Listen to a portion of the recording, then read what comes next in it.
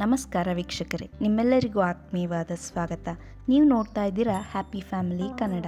ಈ ದಿನ ನಾವು ಕನಸಿನಲ್ಲಿ ಚಪ್ಪಲಿಯನ್ನು ಕಂಡ್ರೆ ಯಾವ ಅರ್ಥವನ್ನು ಸೂಚಿಸುತ್ತೆ, ಏನು ಹೇಳುತ್ತೆ ಸ್ವಪ್ನಶಾಸ್ತ್ರ. ನೀವೇನಾದರೂ ಚಪ್ಪಲಿಯನ್ನು ಕನಸಿನಲ್ಲಿ ಕಂಡ್ರೆ ಇದೊಂದು ಒಳ್ಳೆಯ ವಿಚಾರವೆಂದು ಹೇಳಲಾಗುತ್ತದೆ. ನಿಮ್ಮ ಮನೆಯಲ್ಲಿ ನಡೆಯುವ ಯಾವುದಾದರೂ ಒಂದು ಶುಭ ಕಾರ್ಯಕ್ಕೆ ನೀವು ಖರ್ಚು ಮಾಡಲಿದ್ದೀರಿ ಎಂದು ಈ ಕನಸು ಸೂಚಿಸುತ್ತದೆ. ಒಂದು ವೇಳೆ ನೀವೇನಾದರೂ ಹಳೆಯ ಚಪ್ಪಲಿ ಅಥವಾ ಹಳೆಯ ಚಪ್ಪಲಿಯನ್ನು ಧರಿಸುತ್ತಿದ್ದಂತೆ ಕಂಡರೆ ಈ ಕನಸು ಸಹ ಒಂದೊಳ್ಳೆಯ ಕನಸು ಎಂದು ಹೇಳಲಾಗುತ್ತದೆ. ಅತಿ ಶೀಘ್ರದಲ್ಲಿ ನೀವಿಷ್ಟಪಡುವ ಸ್ಥಳಕ್ಕೆ ಪ್ರಯಾಣ ಮಾಡಲಿದ್ದೀರಿ ಎಂದು ಈ ಕನಸು ಸೂಚಿಸುತ್ತದೆ.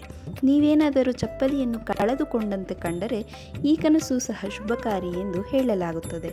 ನಿಮ್ಮ ಮತ್ತು ನಿಮ್ಮ ಕುಟುಂಬದ ಬಾಂಧವ್ಯ ಹೆಚ್ಚಾಗಲಿದೆ ಎಂದು ಈ ಕನಸು ಸೂಚಿಸುತ್ತದೆ. ಇನ್ನು ನೀವೇನಾದರೂ ಕನಸಿನಲ್ಲಿ ಹರಿದ ಚಪ್ಪಲಿ ಕಂಡರೆ ಅಥವಾ ನೀವು ಧರಿಸಿರುವ ಚಪ್ಪಲಿ ಹರಿದಂತೆ ಕಂಡರೆ ಈ ಕನಸು ಮುಂಬರುವ ದಿನಗಳಲ್ಲಿ ನಿಮಗೆ ಯಾವುದಾದರೂ ತೊಂದರೆಯುಂಟಾಗಬಹುದು ಎಂದು ಸೂಚಿಸುತ್ತದೆ.